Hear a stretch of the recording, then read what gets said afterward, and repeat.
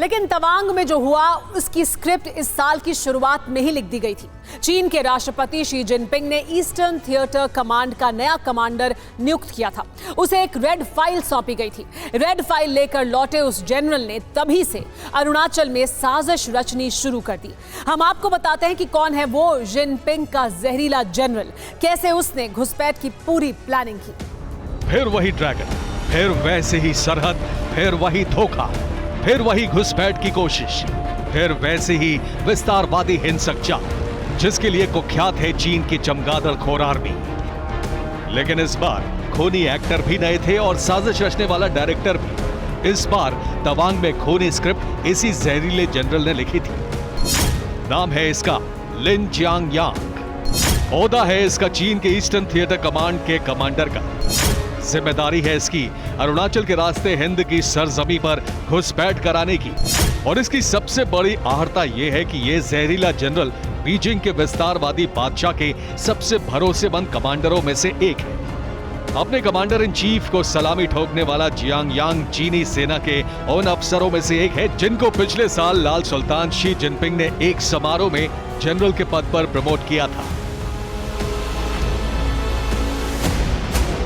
तब ये लिन जियांगयांग central theatre command का चीफ था। इसके बाद लिन जियांगयांग को जनवरी में चीनी सरकार ने ईस्टर्न कमांड का कमांडर बनाया। माओ के वारिस ने लिन जियांगयांग को एक रेड फाइल सौंपी थी। इसी फाइल के साथ जियांगयांग को ऑपरेशन अरुणाचल के लिए पूर्वी बॉर्डर पर भेज दिया गया था।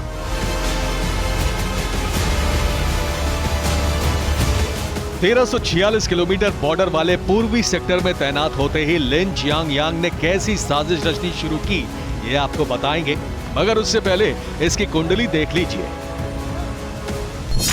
कमांडर लिन जियांगयांग का जन्म अक्टूबर 1964 को फ्यूजियान के हाइको शहर में हुआ था।